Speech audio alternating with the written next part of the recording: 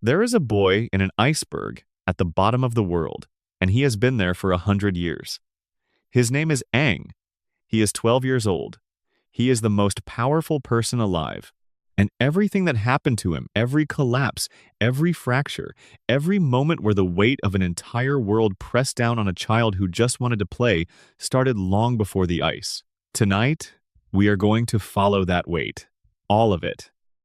From the day a little bald boy invented a new airbending technique and accidentally revealed something about himself that would cost him everything, to the moment he stood at the edge of a cliff over a burning forest and had to choose between two versions of himself that could not both survive.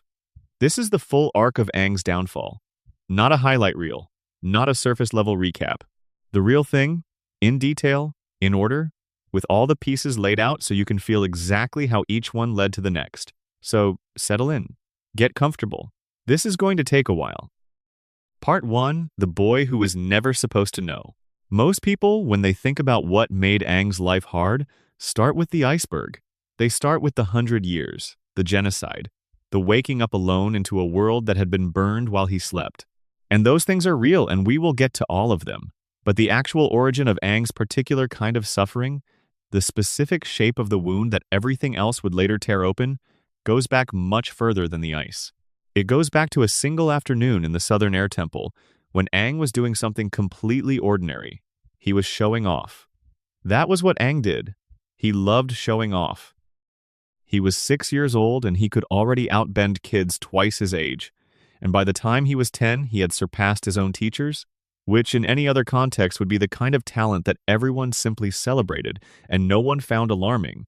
But Aang was not in any other context. He was the Avatar. He just did not know it yet. And when you are the Avatar, and you are 6 years old, and you are already better at your native element than anyone around you, the adults in the room are watching very carefully, and they are keeping a secret. The air nomads had a tradition. A very specific, very deliberate tradition around how and when the Avatar was told about their identity. The traditional age was 16. Not because 16 was some magical number, but because the philosophy behind it was sound. The Avatar needed to live as an ordinary person first. They needed to experience hunger, friendship, loss, boredom, joy, the small textures of a real life before being handed the obligation of a cosmic one. Avatar Yangchen, one of Aang's predecessors, had articulated this clearly. She believed that the Avatar could only have compassion for all people if they had actually lived among them, as one of them, without the armor of destiny protecting them from ordinary hurt. 16 years of that. Then the reveal. Then the training. Aang never got that. What Aang got instead was a room full of elders, a younger age than was ever intended, and a table covered in toys. This is one of those details that sounds simple and is actually devastating when you sit with it long enough. The way the air nomads verified their avatar candidates was through something called the selection of avatar relics, a set of 4 special objects that had belonged to previous avatars, hidden among thousands of ordinary toys.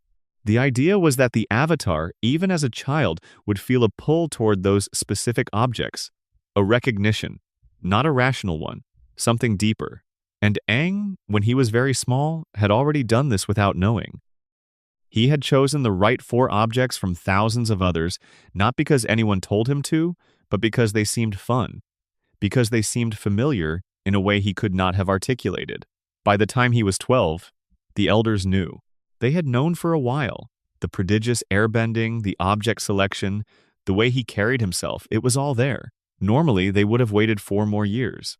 But Monk Pasang and the senior council were watching the world very carefully, and the world was not giving them the luxury of patience. The Fire Nation had been shifting under Fire Lord Sozin. The military had been growing. The warmth that had once existed between the nations, the cultural exchange, the openness, was curdling into something harder and more dangerous. The elders made a judgment call. They decided that the world needed the Avatar sooner than tradition allowed, and so they called Aang into a room and they told him he had chosen those 4 toys because he had held them before. In other lives, in other bodies, he was not just Aang. He was the most recent incarnation of an unbroken line of spiritual warriors stretching back to the dawn of the world, and his job, his actual assigned function in the universe, was to maintain balance between all 4 nations.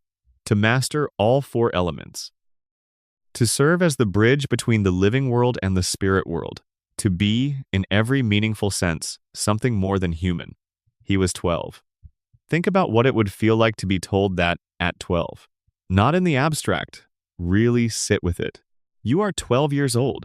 You have friends. You have a favorite game.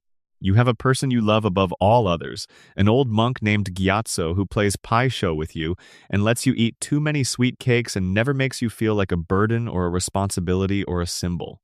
He just makes you feel like a kid. And then one afternoon, the other monks sit you down and they explain that you are not actually just a kid. You are the reincarnation of something ancient. You have a duty. The world is depending on you. You cannot wait until you are 16. Aang's first reaction, reportedly, was to ask if he could still play with his friends. The answer, in practice, was no. This is the part that often gets glossed over in discussions of Aang's story because it does not involve fire or war or ice. But it is the part that actually broke something in him. The moment the other kids at the Southern Air Temple found out Aang was the Avatar, the dynamics shifted.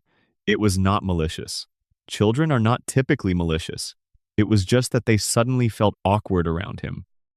They excluded him from games because they figured he would have an unfair advantage.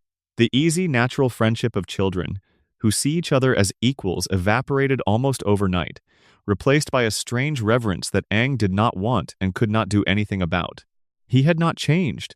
He had not done anything differently. But the label had changed, and labels have a way of doing the work of transformation all on their own. The one person who refused to let this happen was Gyatso. Monk Gyatso was Aang's guardian, his teacher, his father figure in every sense that mattered.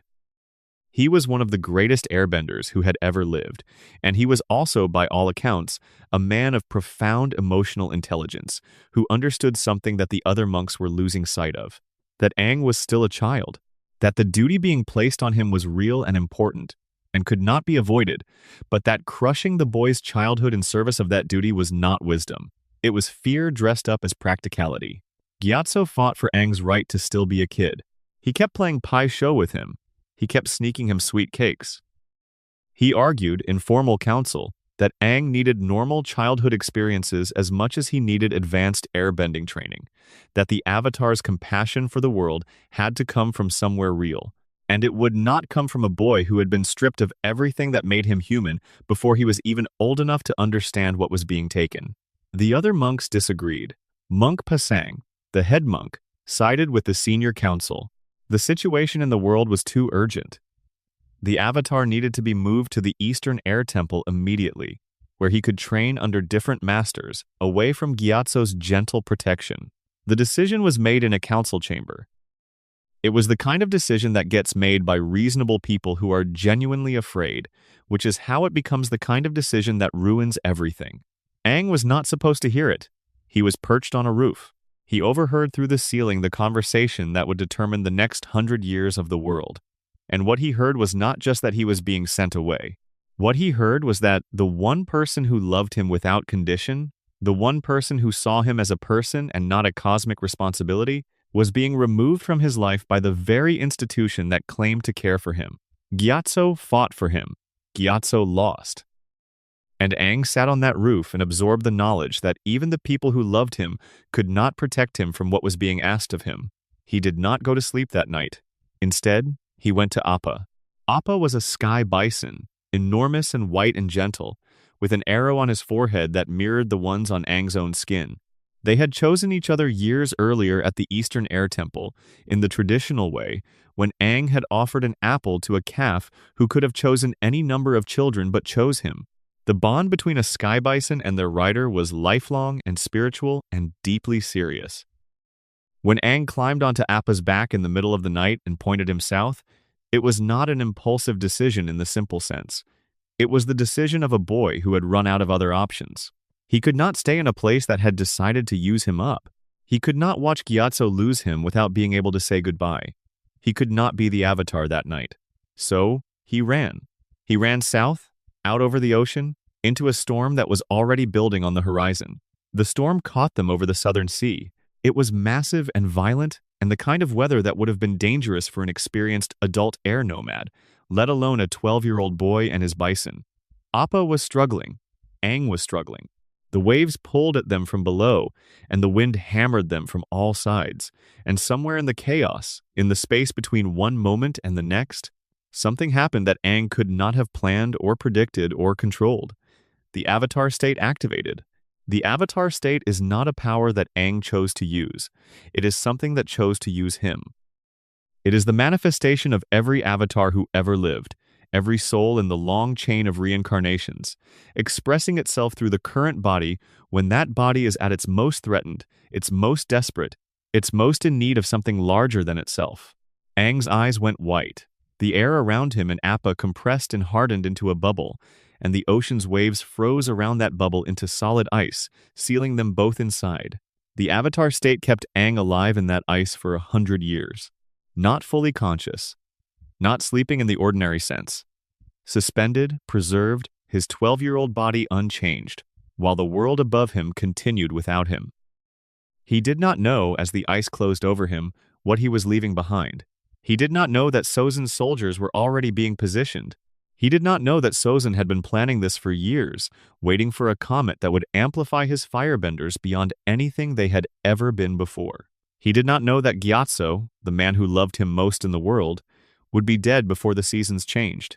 He just knew the cold, and then he did not know anything at all. If you are still awake, drop a comment below and tell me where you are and what time it is where you are watching this from.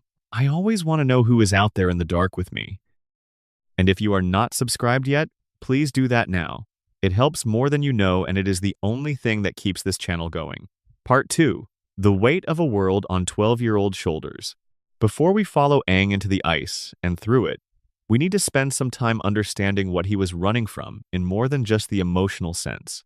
Because the pressure that broke him on that rooftop, the pressure that sent him south over the ocean into a killing storm, was not just about Gyatso.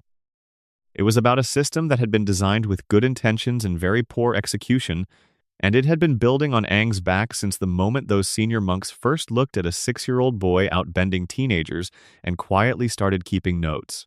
The air nomads were, in many respects, a civilization that had figured out how to live well. Their 4 temples, the northern, southern, eastern, and western, were built in the highest and most remote places in the world, cliffsides and mountains and peaks that most people would never be able to reach without a sky bison. The temples were not just homes.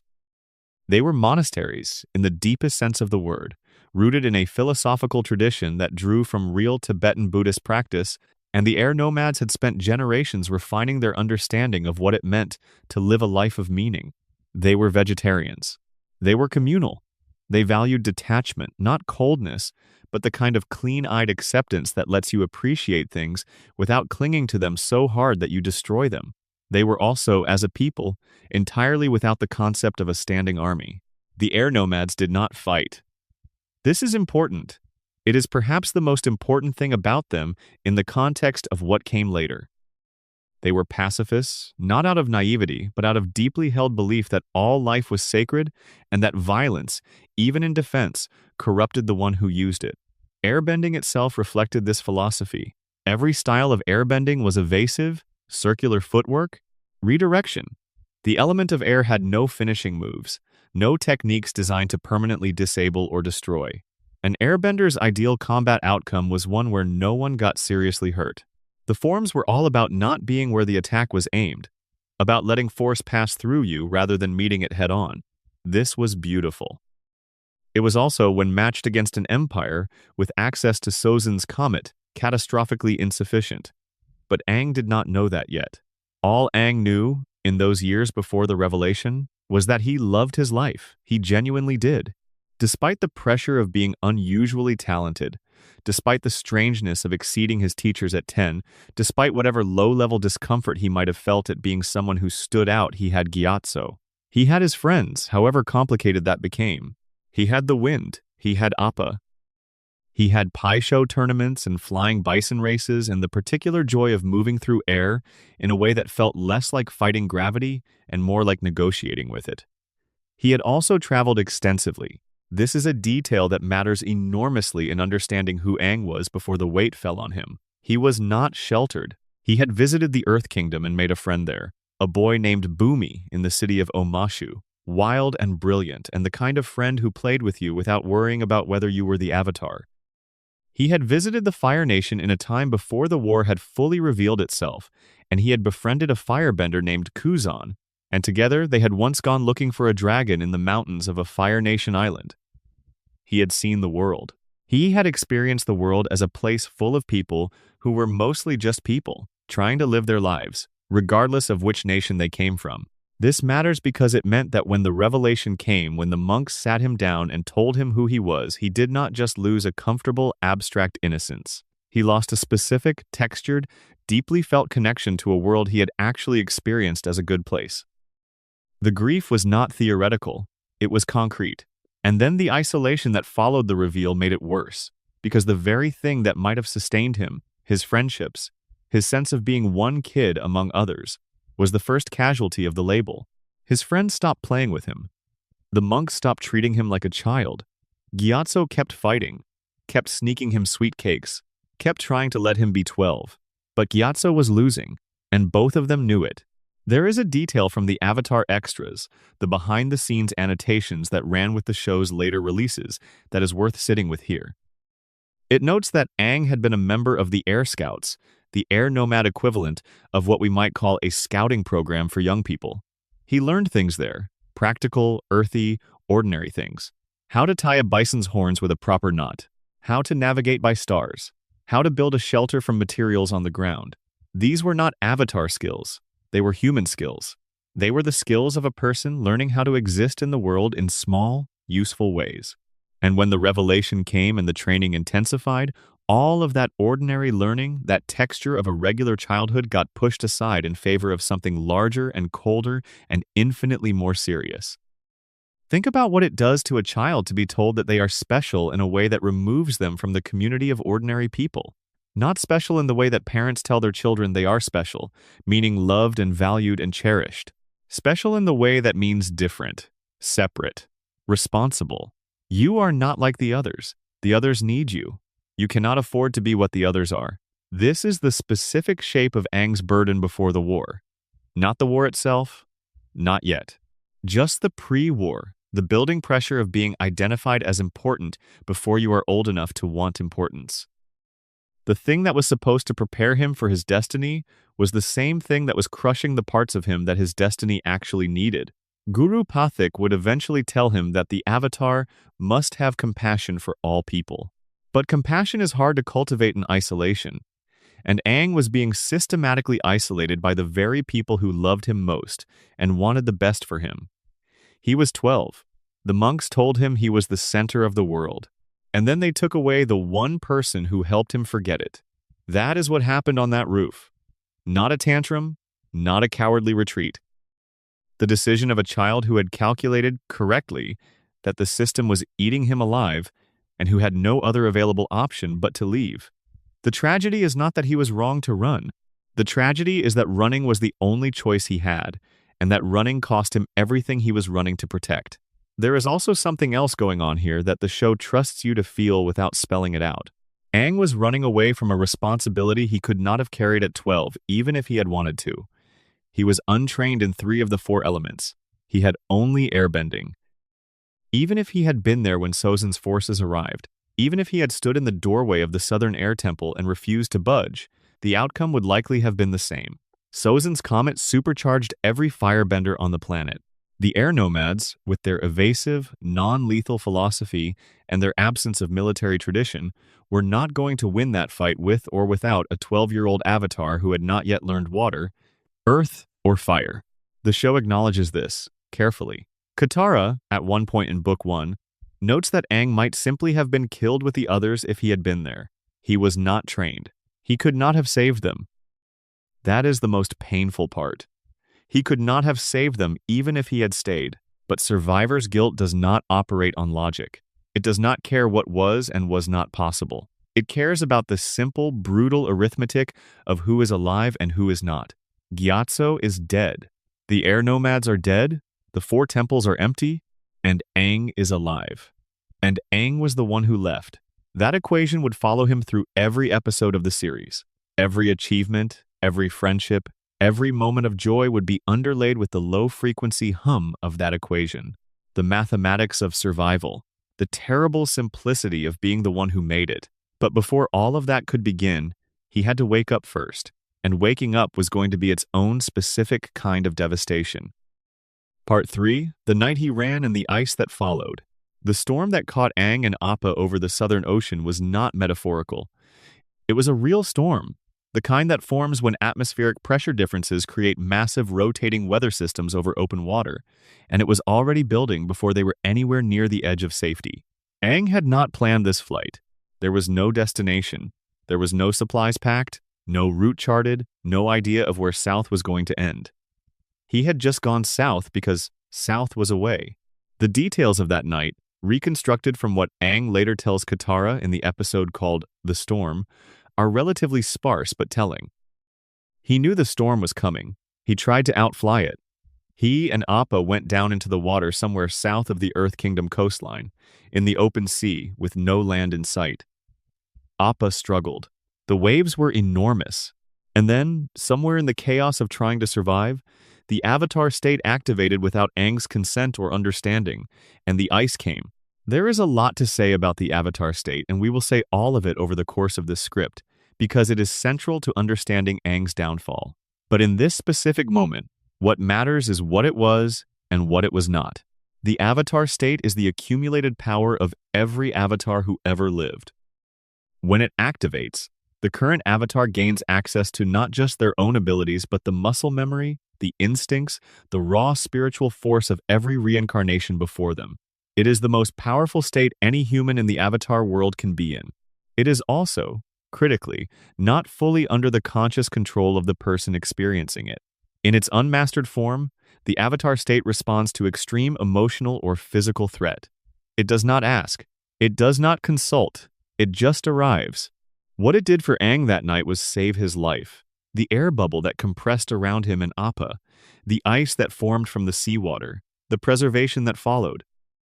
All of it was the accumulated wisdom of every previous Avatar recognizing that this body, this particular reincarnation, was in mortal danger and needed to be protected.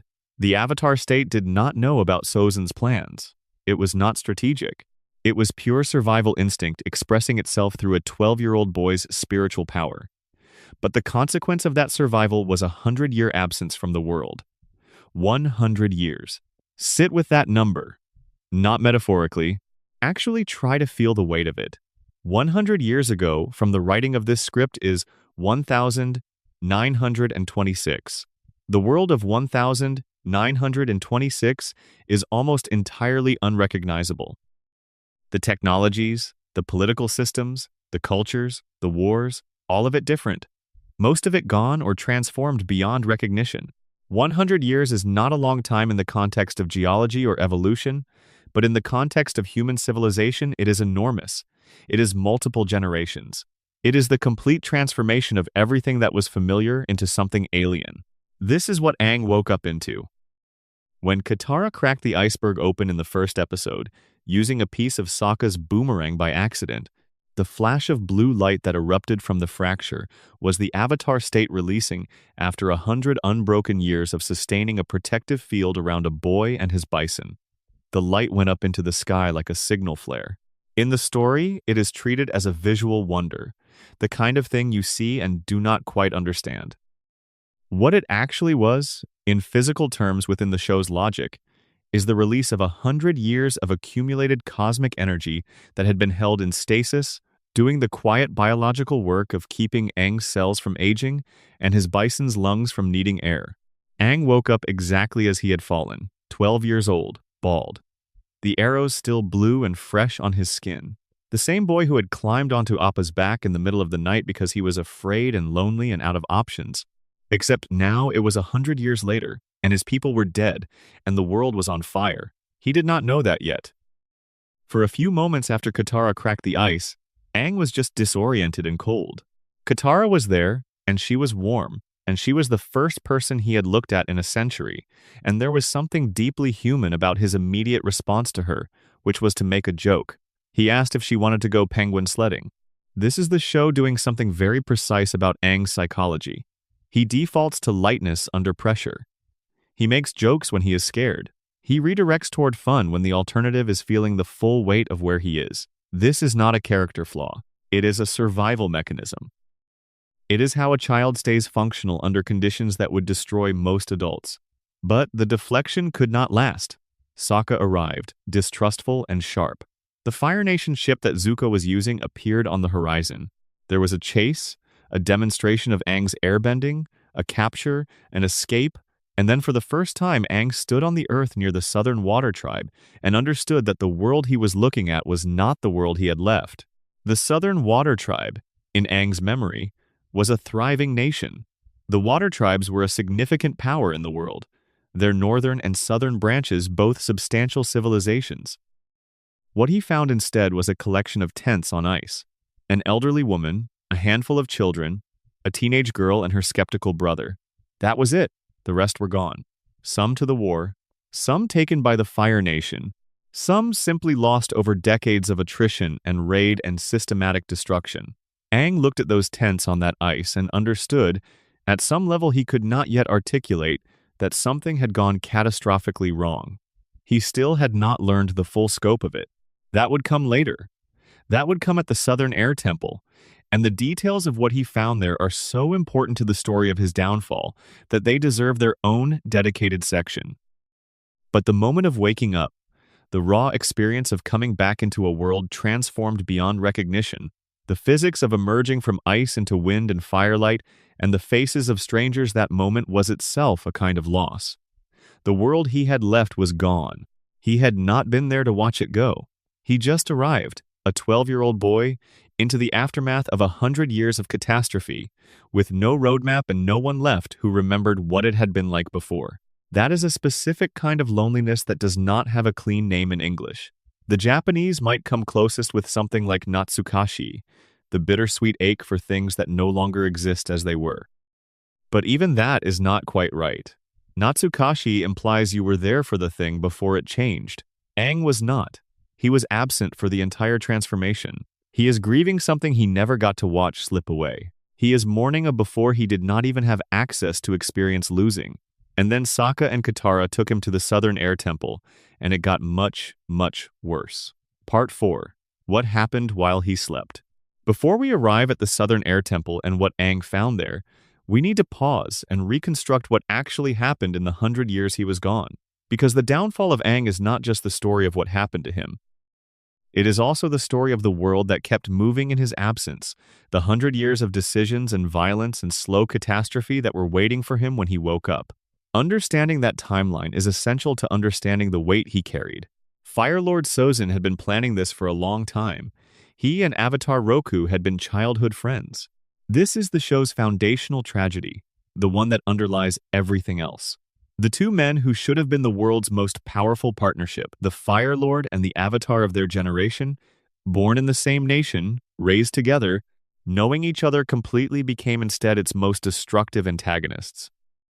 Not because of some sudden transformation in either of them, but because of a slow, accumulating divergence in what each of them believed the world should be.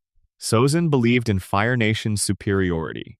He believed genuinely, not performatively, that the Fire Nation's power and prosperity was something to be shared with the rest of the world, that bringing other nations under Fire Nation governance would ultimately benefit everyone.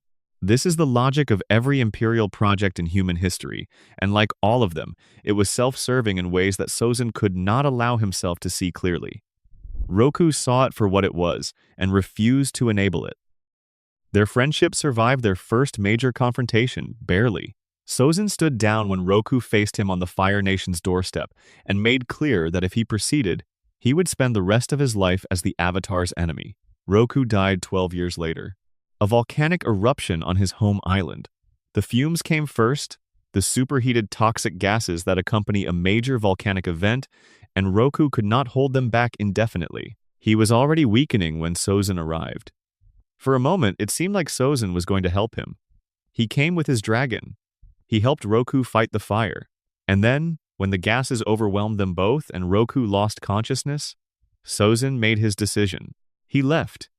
He flew away on his dragon and let his oldest friend die in the ash. That was the door that opened everything else. With Roku gone, the Avatar would be reborn. Sozin understood the cycle. Avatar Roku was a Fire Nation avatar, which meant that the next reincarnation would be an air nomad. Sozin knew that. He also knew that a new avatar born as an air nomad would be young, would be untrained, would be vulnerable for the specific window of years between birth and full mastery of all four elements. And Sozin had a weapon that had been building in the sky for years, an astronomical event that his firebenders had already learned to anticipate. Sozin's comet, originally called simply the Great Comet, was a real astronomical body in the Avatar world. A comet with a roughly 100-year orbital period that passed close enough to the planet to dramatically amplify the power of all firebenders. Not slightly, not meaningfully, dramatically. A firebender during the comet's passage could generate flames many times larger than their normal capacity. A master firebender during the comet became something genuinely terrifying, a weapon of mass destruction wearing a human face. Sozin waited for it. He positioned his armies at all four air temples simultaneously. He struck when the comet was at its closest approach, when his soldiers were at their absolute maximum power, and he struck against the people least equipped to resist, the pacifist air nomads who had no army, no military doctrine, no philosophy of violence to fall back on. The results were what you would expect and also somehow worse than you would expect. The air nomads fought back. This is the detail that often gets lost. They were not simply massacred without resistance. They were airbenders, even if they were pacifist ones. And airbending against enemies amplified by a comet is still airbending, which is still a formidable discipline. The evidence of their resistance is carved into the aftermath, the Fire Nation soldiers who died at the temples. There were many. The air nomads took a significant toll on Sozin's forces, but they were outnumbered and outpowered and surrounded at all four temples simultaneously, and they were fighting a people who had no philosophical hesitation about what they were doing. The Fire Nation soldiers believed in what they were doing, or at least had been convinced to, or had simply been ordered to, and had learned not to question orders. The air nomads lost. All four temples fell on the same day. Every air nomad who was in those temples died. The few who escaped, who had been traveling or had slipped through the cordon, were hunted afterward. Sozin's approach to the survivors was methodical. He took relics from the temples and used them to create fake safe houses in the mountains of the Earth Kingdom. His spies spread rumors that these places were genuine refuges for surviving airbenders. And the survivors, desperate and alone and looking for others of their kind, went to the addresses the rumors pointed them toward, and walked into waiting soldiers. By the time Sozin was satisfied, there were no airbenders left in the world, not one. A people who had existed for thousands of years, who had built 4 magnificent temples at the highest points of 4 continents, who had developed a philosophy of movement and breath and spiritual connection that was genuinely beautiful, they were gone. In a single season, the most efficient genocide in the Avatar world's recorded history, carried out by a man who was afraid of a child he could not find. That child was in the ice. Sozin spent the rest of his life looking for Aang. He did not find him. He died looking, at the age of 102, reportedly with deep regret about the things he had done. Though regret at that stage of the proceedings is not particularly useful to the people those things were done to. The 100-Year War continued under his son Azulon, and then his grandson Ozai. The Earth Kingdom fought and lost ground. The Southern Water Tribe was systematically raided for its waterbenders, who were captured and imprisoned by the Fire Nation, a strategy designed both to weaken the tribe and to continue the search for the Avatar. The Northern Water Tribe, behind its massive fortified city, held on. The war ground through generations of people, most of whom had not been alive when it started and could not remember a world without it. And through all of it, Aang slept. He slept while Gyatso was dying. He slept while the Fire Nation razed the Southern Air Temple. He slept while Sozin aged and regretted and died. He slept while the Earth Kingdom's great cities fell and its people scattered. He slept while the waterbenders of the Southern Tribe were taken one by one, until only a single young girl named Katara remained. He slept while the war became the world's permanent condition rather than an emergency. 100 years is long enough for catastrophe to become ordinary, for children to grow up in a world on fire and assume that this is simply how the world is. And then Katara hit an iceberg with her brother's boomerang, and the light went up, and Aang woke up into all of it.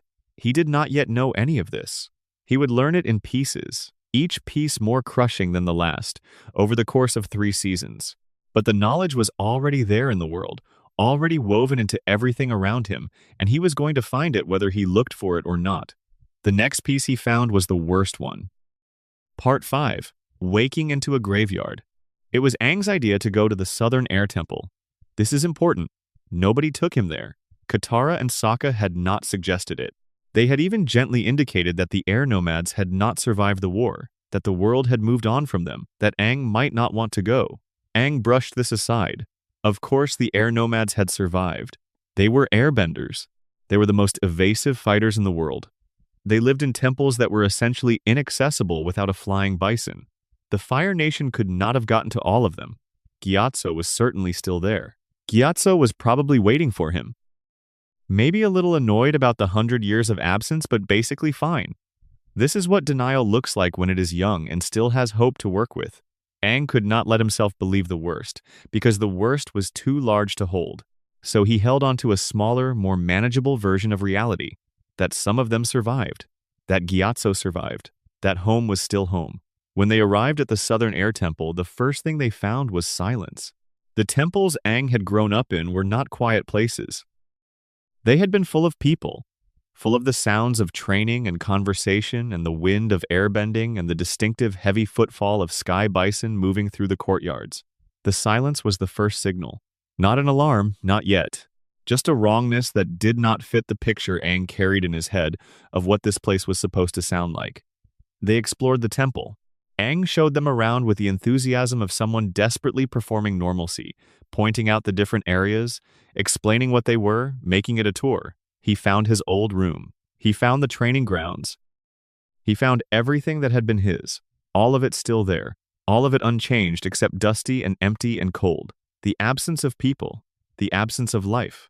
He found Momo, the winged lemur, chasing him through the corridors. Later, Momo would become a beloved member of Team Avatar. But in this moment, he was just a distraction, a small, frantic thing to pursue through the temple halls, instead of confronting what the silence was telling him. Aang chased Momo because Momo was alive and moving and required his attention. The chase brought him to the sanctuary. The sanctuary was the innermost room of the Southern Air Temple, a sacred chamber that Gyatso had always promised Aang he would find an ally inside. When Aang finally entered it, he found the statues of past avatars. Hundreds of them! The whole cycle, stretching back through the ages. He walked among them and felt the recognition that the avatar state creates when confronted with its own history. He touched the statue of Avatar Roku, the Fire Nation avatar who was his immediate predecessor, and felt the pull of something familiar.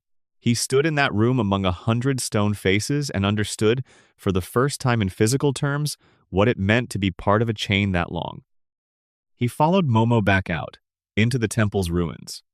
Through corridors he had run through as a child, now dusty and undisturbed, now bearing 100 years of settled quiet. And then he found Gyatso, or what was left of him. Gyatso's skeleton was in one of the temple's ceremonial chambers, surrounded by the remains of Fire Nation soldiers. There were many soldiers. Even in death, even after a century of bones and wind, the story told by the scene was clear. Gyatso had died fighting. He had died facing them. He had taken a significant number of them with him before he fell. The most beloved person in Aang's life had gone down fighting against impossible odds, and the thing he had been protecting, the boy he had loved, had not been there. The show handles this moment with extraordinary restraint. There is no dramatic musical swell. There is very little dialogue. The camera shows you the bones, and it shows you Aang's face, and then it shows you something else, the avatar state. It does not ask. It comes. Aang's eyes went white. The wind came up from nowhere. The entire temple shook. The air pressure in the courtyard changed. Sokka and Katara, outside, felt the atmospheric disturbance before they saw it. This was not a chosen expression of power. This was grief activating something too large for grief to contain. The avatar state responding to the complete emotional collapse of its current host by taking over, by channeling the power of every previous avatar into the body of a 12-year-old boy who had just found the bones of the only person who ever loved him without reservation. The vision that followed, in the avatar state trance, showed Aang Roku's face. Roku's voice, speaking to him through the connection the avatar state creates between all reincarnations, telling him something important, telling him the truth about the air nomads, about the genocide, about what Sozin had done and why. The full scope of it, delivered not gently but completely, because there is no gentle way to tell someone their entire people are gone. Katara brought him out of it. She put her arms around him. She talked to him softly, the way you talk to someone who is not quite sure where they are. And something about the warmth of that contact, the specific human reality of another person's arms, grounded him enough to come back, to stop the avatar state, to return to being Aang rather than the accumulated power of every avatar who ever lived. He collected himself slowly. He found Momo and named him. A small act of forward motion. You name things you intend to care for. You name things when you are claiming them as yours. And naming Momo was Aang saying quietly, in the only language available to him, that he was going to keep going. But what he had found in that chamber did not leave. It settled into him. The guilt of having been in the ice when it happened. The grief of Gyatso specifically, and the air nomads in general. The knowledge that he was the only one. Not just the last airbender, though he was that. The only survivor of a genocide that had been specifically designed to kill him. Every other air nomad had died in a war that had targeted Aang. Their lives were the cost of his existence. Their deaths were the price of his absence. The calculation was not fair, and it was not logical, and it was not a calculation he had made. But survivor's guilt does not care about fairness or logic. It just runs the numbers and shows you the result. Aang carried that result from the Southern Air Temple forward. He carried it into every episode of Book 1. He carried it into his sleep, where it became nightmares. He carried it into his waking hours, where it became the specific kind of forced cheerfulness that people exhibit when they are afraid that if they stop performing happiness, the grief will come all the way through. This is also, critically, the moment where the audience begins to understand the structure of Aang's psychological situation in the series. He is grieving. He is guilty. He is 12. He is also the only person who can stop a war that has been running for 100 years. He has to master 3 additional elements, each one the work of years for a skilled adult. He has to do this before Sozin's comet returns, because when it does, Ozai will use it to destroy the Earth Kingdom entirely. The timeline Roku gives him is effectively 1 year. 1 year to become what it normally takes a lifetime to become. 1 year, starting from the ruins of his home, with bones in the background. No pressure. Part 6, the pressure that keeps building. Book 1 is often discussed as the lightest season of Avatar. And in terms of the show's overall arc, that is true. The palette is brighter, the adventures are more episodic, there is more humor, and less of the brutal strategic grimness that characterizes Book 2 and Book 3. But understanding Aang's downfall requires understanding that even Book 1, the so-called light season, is quietly doing enormous psychological damage to its 12-year-old protagonist. Let us talk about the Northern Water Tribe, because that is where Book 1 ends, and it is the end that matters for this part of the story. But first, let us talk about what got Aang there, because the journey north is itself a sustained exercise in accumulating failure and consequence. Admiral Zhao was the first major adversary Aang faced, who represented not just a pursuit, but a systematic intelligence operation. Zhao was a scholar of Fire Nation strategy and had access to historical records in Wan Shi Tong's library. He had studied the Avatar cycle, studied Aang's past lives, understood the mechanics of the threat Aang represented in ways that Zuko, who was mostly operating on personal obsession and wounded pride, did not. Zhao was cold and methodical and genuinely dangerous in a way that Zuko's passionate rigidity was not. Zhao captured Aang at one point, imprisoned him in a specifically designed cage that neutralized airbending, which tells you something about Zhao's preparation. He had anticipated this. He had planned for it. Zuko, in one of the series' early demonstrations that his redemption arc was built into his character from the beginning, broke Aang out while disguised as the Blue Spirit, a Fire Nation operatic mask. Blue for cunning and stealth, not to save him but to recapture him personally. But the escape was real regardless of the motivation, and it led to a conversation between Aang and the Blue Spirit that neither of them knew was happening between Aang and Zuko. What they talked about, briefly and haltingly, before the Fire Nation discovered their location, Aang asked if they could have been friends in another world. In a world where none of this was happening, Zuko did not answer. He was keeping a mask on. He could not answer. But the question itself tells you everything about where Aang was emotionally at that point in the series. He was not thinking about battle tactics. He was thinking about friendship. He was thinking about the thing he had lost when the monks revealed his identity and his peers stopped seeing him as one of them. He was still, in his bones, the kid who wanted to play penguin sledding. He was still that kid when the Northern Water Tribe came under siege. The Siege of the North is Book 1's climax, and it is brutal in ways the show does not fully let itself show because of the restrictions of its network time slot. The Fire Nation fleet under Zhao's command arrived at the Northern Water Tribe's fortified city with an overwhelming number of ships. The waterbenders fought back hard. The full moon was out, which meant they were at their maximum power, which means the Fire Nation ships were not having the easy victory Zhao had anticipated. The battle was loud and enormous, and happening on all fronts simultaneously. Zhao had a plan. He went to the Spirit Oasis. The Spirit Oasis was the most sacred place in the Northern Water Tribe, a hidden garden at the center of the city where two koi fish swam in a yin-yang pattern. Those fish were not decorative. They were the moon spirit Tui and the ocean spirit La, the most ancient spirits in the world, who had taken physical forms in the mortal world thousands of years ago. The moon spirit's life was directly tied to the moon's power over waterbending. This was the connection Zhao had found in his research. Kill the moon spirit, and every waterbender in the world loses their power permanently. He killed the fish. He captured it and killed it, and the moon went dark, and every waterbender on the planet lost their ability to bend in a single moment. Princess Yue, whose life had been gifted to her by the moon spirit when she was a baby, understood what had happened and what needed to happen next. She gave her life back. She returned what had been borrowed, trading her human existence for the restoration of the moon, and she became the new moon spirit, her face replacing Zhao's in the light above the ocean. But Aang, during all of this, had gone somewhere else. He had gone to the ocean spirit he had not quite chosen to.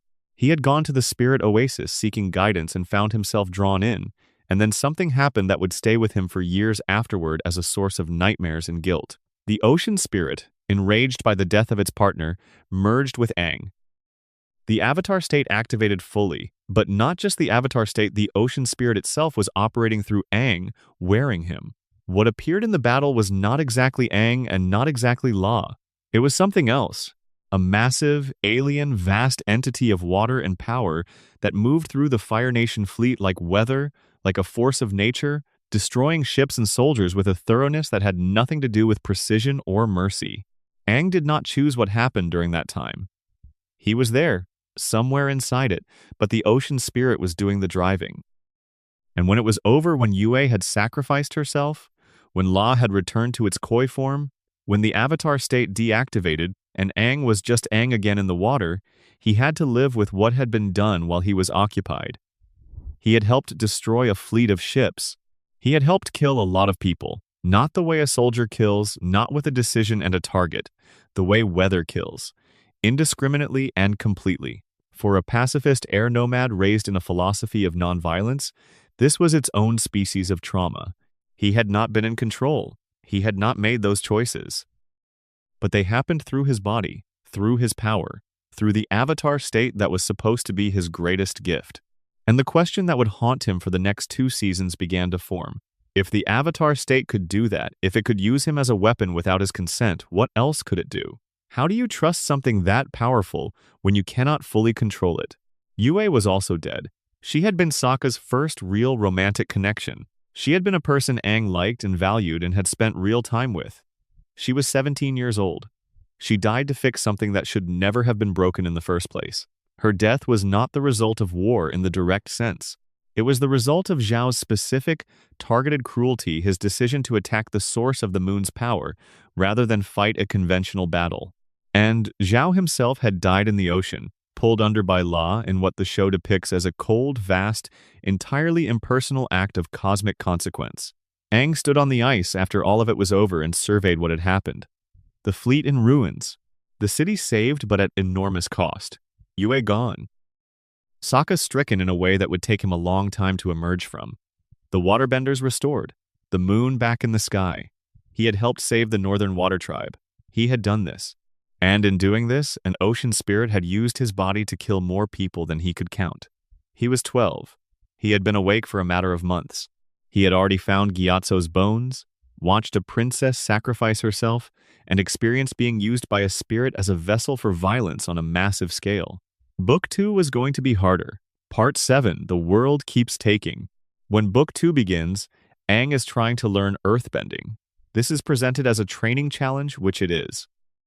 But it is also, in the show's very deliberate use of bending styles to mirror psychology, a spiritual challenge. Airbending is about flow, evasion, never meeting force directly. Earthbending is the opposite. It is about planting your feet, about standing your ground, about refusing to move. The earth chakra, Guru Pathak would later explain, is blocked by fear, and Aang was afraid. He was afraid of earthbending on a technical level. The two disciplines were philosophically incompatible in ways that made the transition between them genuinely difficult. But he was also afraid on a deeper level. He was afraid of what being unmovable meant. He was afraid of being in the earth, in the weight and the stone, when his whole being wanted to be in the air. Toph was supposed to fix this, and Toph did fix it, eventually, but not without breaking it worse first. Their early training sessions were disasters. Aang could not connect with the earth-bending philosophy because his instinct was always to redirect, to evade, to treat the problem the way air treats an obstacle by going around it. Toph, who had learned earthbending from badger moles and developed a style rooted in something much older and more direct than the rigid forms taught at the Earth Kingdom's formal academies, had exactly zero patience for this. She pushed him. Literally pushed him. She called him out on his avoidance. She was not gentle about it because she could not afford to be the training timeline was real. Sozin's comet was real, and a firebender who faced Aang knowing that he flinched was going to use that flinch. But here is what the training difficulty was also revealing. The same quality in Aang that made him a brilliant airbender, his love of freedom, his instinct for evasion, his fundamental discomfort with being held in place was actively interfering with his ability to develop the full range of what the Avatar needed to be. He was running into the limits of his own character. The things that were his strengths were becoming his obstacles. This is going to be a theme. Watch for it. Every time Aang's goodness, his pacifism, his love, his preference for freedom over security becomes the thing that prevents him from doing what needs to be done, the show is saying something about the specific nature of his tragedy. He is not failing because of his flaws. He is failing because of his virtues, turned against him by circumstances that require a different kind of person than the one he is. The loss of Appa in Book 2 was one of the most emotionally devastating events of the series for both the characters and the audience. Appa was not just a flying bison. The show spent all 3 seasons carefully establishing what sky bison were and what they meant. They were, in the air nomad tradition, the original airbenders, the creatures from whom the first air nomads learned to bend. The bond between an air nomad and their bison was a lifelong spiritual partnership that went beyond ownership or companionship. Appa was the last sky bison in the world. He was also the last living connection Aang had to his people, the last creature on Earth who had been there before the ice, who remembered the Southern Air Temple and Gyatso and the world that no longer existed. When the Sandbenders took Appa when they captured him and sold him to a circus, which then lost him to the Dai Li, Aang's response was not just the distress of losing a pet, it was the reopening of every wound the series had given him. The last living piece of home, gone. The weeks that followed Appa's disappearance were some of the hardest in the show for Aang. He could barely function. He became short-tempered in ways that were totally out of character. He made reckless decisions. He pushed the others away. He was not being difficult. He was grieving, and the grief was entangled with all the previous grief that had never fully been allowed to process, and it was all expressing itself sideways through the closest available relationships. When they finally found Appa, it was in the crystal catacombs beneath Ba Sing Se, and the reunion was shot like the show understood what it needed to be. Quiet, warm, physically close. Aang pressing his forehead to Appa's massive face. The simplest possible statement of, I missed you and you are here and I am okay now. But that reunion happened in the worst possible place at the worst possible time, and the events that followed it were going to change everything. Let us talk about Ba Sing Se. Ba Sing Se is the Earth Kingdom's capital, a massive city of concentric rings that reflects the class structure of the entire kingdom in its very architecture. The outermost ring is the poorest, housing refugees and laborers. The middle ring is the merchant class and artisans. The innermost ring is the aristocracy, the military leadership, the Earth King's palace. It is a beautiful and deeply unjust city, and it is run by a secret organization called the Dai Li, who operate under a man named Long Feng and who have spent decades suppressing any information about the war, maintaining the fiction that Ba Sing Se is peaceful and untouched and safe. Their slogan? Beaten into the heads of anyone who stays too long. There is no war in Ba Sing Se. Team Avatar came to Ba Sing Se to warn the Earth King about the Day of Black Sun, a planned invasion during a solar eclipse that would temporarily deprive all firebenders of their power. The plan was good. The information was real. The problem was the Dai Li, who had no intention of letting the Earth King receive information that contradicted the reality they had constructed. They separated the team, they captured Katara, they put the Earth King behind so many layers of bureaucracy and misdirection that reaching him seemed impossible. And then Azula arrived. Azula came with Mai and Ty Lee, disguised as Kyoshi warriors. She had studied the situation with the same meticulous intelligence she brought to everything, and she saw exactly what she was looking at: a power vacuum, a corrupt police force that cared more about control than loyalty, and an opportunity. She offered Long Feng a deal and then betrayed him the moment she did not need him anymore. She turned the Dai Li. She took the city from the inside, the way you take a body with a toxin rather than a weapon, quiet, efficient, already done before anyone realized it was happening. Zuko was in Ba Sing Se during this period, running a tea shop with Iroh, the happiest Iroh had been in years. And he was doing something that looked, from the outside, like the beginning of his redemption. He was being kind to the people around him. He was learning to live without the armor of his Fire Nation identity.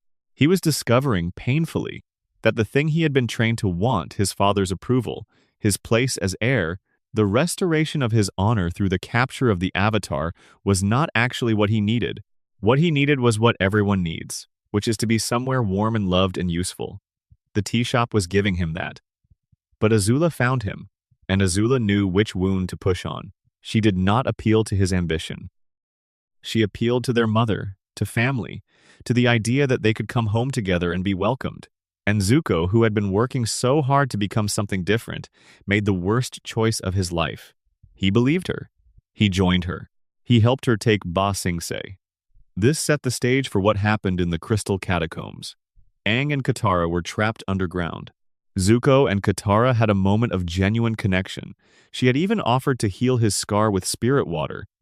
Katara, who hated the Fire Nation and had every reason to, and it seemed, briefly, like something real was being built between the team and the man who had been chasing them for months.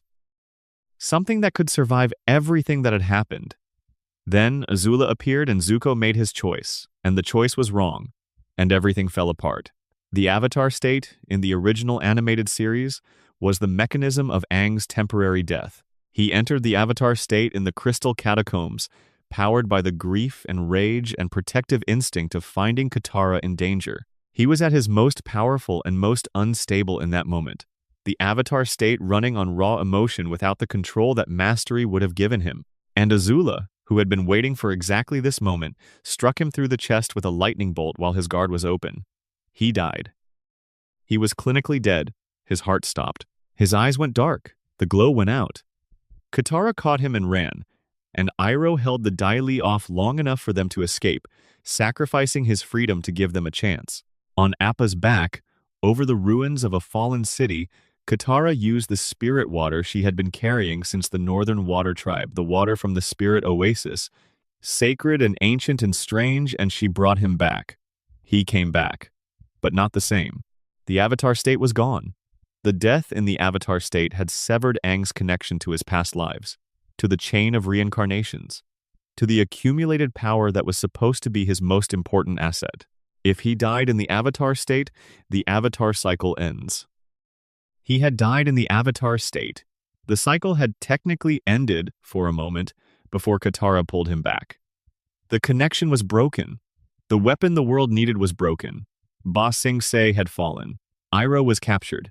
Zuko had betrayed his uncle and his own developing goodness, and the Avatar was alive but diminished, heading into Book 3 with a fundamental piece of himself missing. And the comet was still coming. Part 8. The Cave Where He Left His Power. Let us go back, because the story of the Crystal Catacombs is also the story of what came before it, and what came before it matters enormously for understanding what Aang lost. Guru Pathak was old. Old in the way that people who have spent their entire lives in genuine spiritual practice become old smoothed by it, the way a river stone is smoothed with something calm and ancient in the face. He had been a spiritual brother to the air nomads, a close friend of Gyatso specifically, and when Appa passed through the Eastern Air Temple during his lost weeks, Pathak had cared for the bison, read his distress, and sent him back to Aang with a message. Come find me. There is something I need to teach you. Aang went to the Eastern Air Temple. This was already charged, because every air temple was a graveyard now, another place that should have been full and was empty. But the Eastern Air Temple had a resident, just one, an old man sitting on a pillar, meditating, who had apparently been there for some time and intended to stay until the Avatar came. Guru Pathak explained chakras. The chakra system he described to Aang was drawn from real Hindu and Buddhist tradition, adapted for the Avatar world but not distorted from its source. 7 energy centers in the body, each one flowing into the next, each one capable of being blocked by a specific emotional state. The earth chakra, at the base of the spine, blocked by fear. The water chakra, in the sacrum, blocked by guilt. The fire chakra, in the stomach, blocked by shame. The heart chakra, blocked by grief. The sound chakra, blocked by lies. The light chakra, blocked by illusion. The thought chakra, the 7th and final, blocked by earthly attachment. To master the Avatar state, to be able to enter and exit it consciously, to control it rather than be controlled by it, Aang needed to open all 7. The process, Pathak warned, could not be stopped once started. You open all 7 or you lose access to the Avatar state entirely. There was no partial credit, no pausing at the hard one and coming back to it later. You open all 7 or you walk away with nothing. They worked through 6. The guilt chakra was hard. Aang had to revisit the day he fled the Southern Air Temple. The decision that his body and his grief told him every day had cost everyone he loved their lives. Pathak did not tell him that guilt was wrong to feel. He told him that the guilt was clouding his energy, that he had to accept what had happened without letting it poison him, that forgiveness, including self-forgiveness, was not the same as pretending it did not happen. Aang managed it. He opened it. He moved on. The grief chakra required him to feel the full weight of the air nomad genocide without the protective distance that daily functioning requires. He had been carrying that grief in a partial state, aware of it but not fully inside it, the way you carry a wound that you cannot afford to fully look at because you still have things to do. Pathak asked him to look at it. All of it. The full scope of what was lost. Every person, every temple, every practice and joke and recipe and tradition that had died with them. Aang looked. He grieved. He opened the chakra. The other ones came with their own difficulties, their own specific emotional excavations. But they came. The 7th chakra was love. Pathak explained it carefully. The thought chakra, at the crown of the head, is blocked by earthly attachment. To open it, to release cosmic energy, to reach the final stage of Avatar state mastery, you have to let go of attachment. This does not mean stop caring.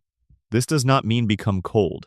This means releasing the clinging part of love, the possessive part, the part that says I need this specific person to be safe and present or I cannot function. Cosmic energy, Pathak said, is everywhere. It connects everything. You are not losing Katara by releasing your attachment to her. You are finding her in a larger way. Aang understood this philosophically. He knew the air nomad tradition. He had grown up in a culture that explicitly valued non-attachment as a spiritual practice. He knew the theory. He could not do it. He could not release Katara. He could not sit on a mountaintop in the ruins of an air temple and consciously decide to let go of the person who had pulled him back from the ice, who had been his first warmth in 100 years, who was the first person in his new life to treat him as just a person and not a cosmic responsibility. He could not do it because she was the thing he had chosen over leaving. The last chakra was not abstract love, it was her. And he had already once refused to leave a person he loved by becoming Avatar and he was not willing to do it again. He sat with the final chakra. He began to open it. He felt the cosmic energy beginning to flow, the full avatar state starting to become available to him in a way it never had been before, the connection to every past life, sharpening from a distant signal into something clear and present and real. And then he saw Katara in danger. It was a vision, almost certainly generated by his own anxiety rather than a real-time perception. But it felt real. And Aang made the same choice that had sent him south over the ocean 100 years ago. He chose the person in front of him over the abstract responsibility. He left the Eastern Air Temple. He told Sokka and Toph, quietly, that he had mastered the Avatar state. He lied. Guru Pathik's warning hung in the air of the empty temple behind them. By choosing attachment, you have locked the chakra. If you leave now, you will not be able to enter the Avatar state at all. Aang went to Ba Sing Se to save Katara. He found her. He saved her. He entered the Crystal Catacombs. And in the Crystal Catacombs, without the Avatar state he had just forfeited access to, without the full connection to his past lives, fighting Azula and Zuko simultaneously, he failed. And then the lightning hit him, and he died. And Katara brought him back, and the Avatar state was gone for a different reason now. Part 9, Book 3's Slow Erosion. Aang woke up in a different identity. This was partly practical. The Fire Nation believed the Avatar was dead, and the team needed that belief to remain intact for as long as possible, because it was the only tactical advantage they had left. But it was also something else. In the early weeks of Book 3, Aang's arrow tattoos were hidden. His bending was concealed. He wore Fire Nation clothes, let his hair grow for the first time in his remembered life, learned to pass as an ordinary Fire Nation boy. He was not Aang the Avatar. He was just a kid in a school. The undercover arc in the Fire Nation is one of the show's quietest and most important pieces of storytelling, and it is important specifically because of what it reveals about who Aang is when you strip away the context that defines him. Without the arrows, without the airbending, without the title and the duty and the weight, what is left? The school showed him the Fire Nation from the inside. The children in that school were not monsters. They were kids. They were learning a history that was fundamentally false, taught a version of the world in which the Fire Nation was a heroic force for order and civilization, in which the genocide of the air nomads was a necessary military action against a dangerous enemy. They were told that music and dancing and creative expression were frivolous distractions from the discipline that greatness required. They were being raised into the shape the Empire needed them to be. Aang's response was to throw a secret dance party. This is played for gentle comedy, and it is also absolutely devastating when you read it carefully. He taught those children to dance because he could not teach them the truth. He could not stand in front of that classroom and say, "You have been lied to. Your history is false. Your nation committed a genocide against my people." He could not do any of those things without blowing his cover and probably getting everyone he loved captured. So he did the one thing he could do.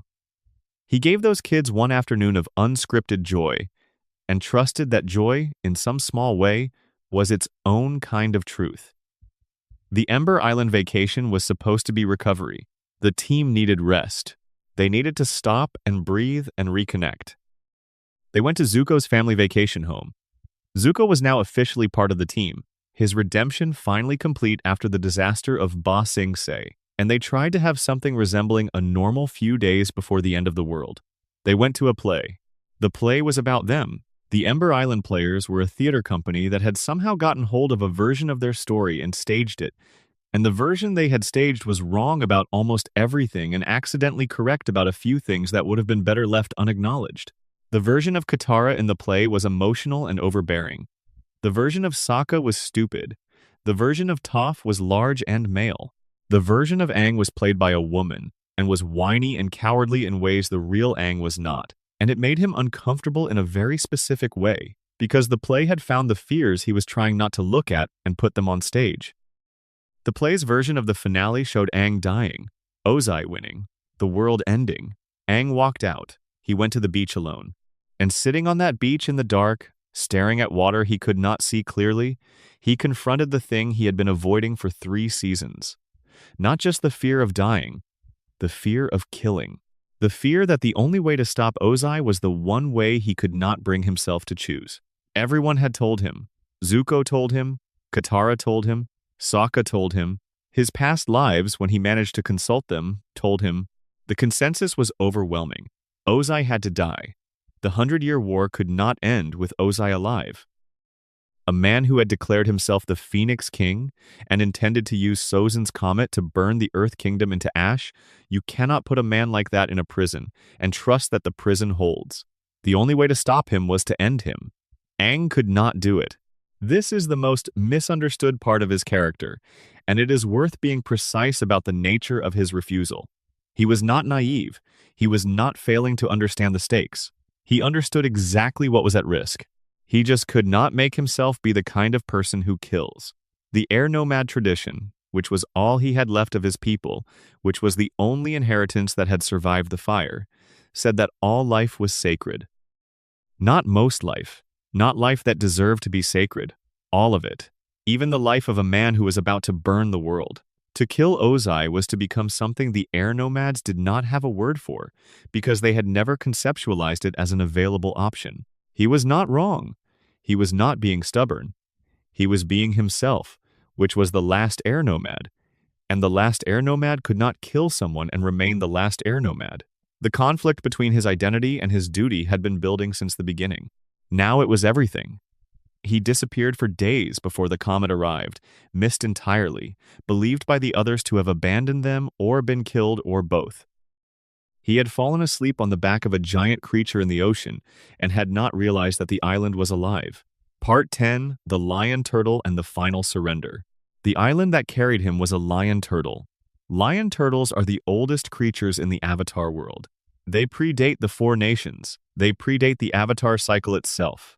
In the era before the Avatar, in the time when the boundary between the spirit world and the physical world was much more porous and much more dangerous, it was the lion turtles who gave bending to humanity. Not as a gift exactly, more as a protection. They were living fortresses, ancient beyond comprehension, and they cared about human survival in the way that something very large and very old cares about small things with a kind of vast, slow attention that is not exactly warmth but is not indifference either. The lion turtle that found Aang or allowed Aang to find it taught him something that no avatar had used in living memory. Energy bending. Before the four elements, before fire and water and earth and air, there was energy, the life energy within all living things. Bending was always, at its root, an act of shaping energy, the energy of an element, the energy in the body that generates that element, the chi that flows through the system and makes bending possible. Energy bending strips away the element entirely and goes directly to the source. You reach into another person's life energy and you reshape it. You can give bending. You can take it away. And it is the most dangerous thing an avatar can attempt. Because if your own spirit is not strong enough, if your own energy is not completely stable and clear, the other person's energy will overwhelm yours. You will be corrupted. You will be destroyed from the inside. The lion turtle did not explain all of this gently or at length. It placed a hand on Aang's chest. It transmitted what needed to be transmitted.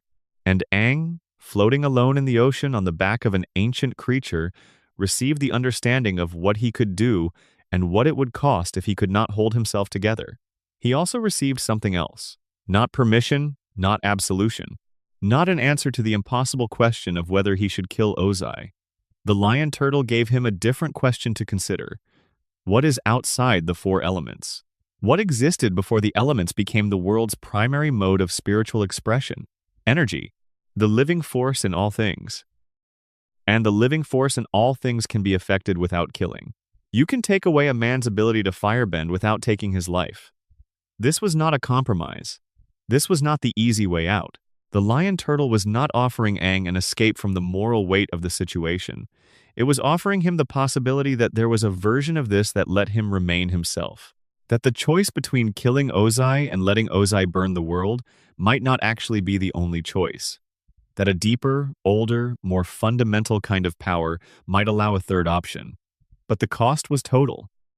To energy bend Ozai to reach into the Phoenix King's life force and permanently remove his firebending, Aang's own spirit had to be unassailable, completely clear, completely strong. His energy would meet Ozai's energy, and if Ozai's darkness was stronger than Aang's clarity even for a moment, Aang would be consumed, not killed.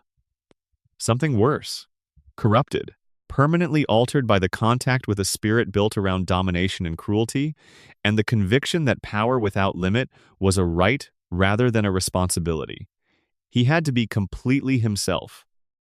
Completely the last air nomad, the boy who had chosen to live rather than kill, the person who had been spending 3 seasons trying to remain who he was under conditions designed to unmake him. Every piece of who he was, every value, every choice, every refusal, they were all going to be tested in a single moment against the most powerful and ruthless bender in the world. When the final battle in Wulong Forest began, Aang was outmatched. He had to be clear about this, and he was. Ozai, enhanced by Sozin's comet to a level of fire-bending power that the show had been building toward for 3 seasons, was genuinely overwhelming. The fire was everywhere. The forest was burning. The airships were above them, and Sokka and Toph and Suki were dealing with those. But Aang was alone with the Phoenix King in the middle of a fire that made the surrounding trees into walls of light. He ran.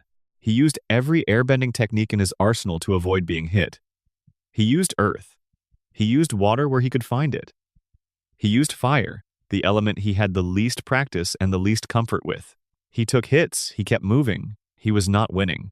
He was surviving, and in surviving he was buying time, but time for what was unclear because the end game was not clear to either of them.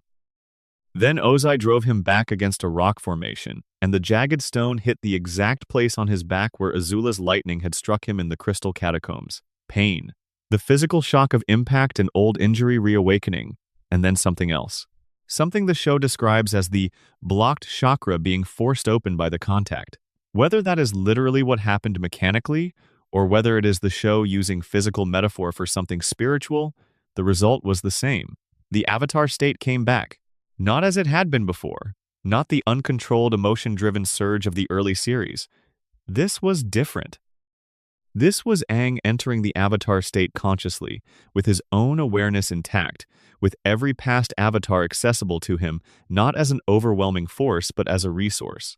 He was himself, and he was all of them, and they were not fighting for control. He was the avatar, fully realized, the way the term was always meant to be understood. He overwhelmed Ozai in moments. The same avatar who had been barely surviving seconds ago was now simply on a different level of existence. The water, the earth, the air, the fire, he moved through all of them simultaneously, and Ozai, who had the comet's power but only one element, and only his own 2,000 years of accumulated human experience, rather than 10,000 years of accumulated avatar experience, could not keep up.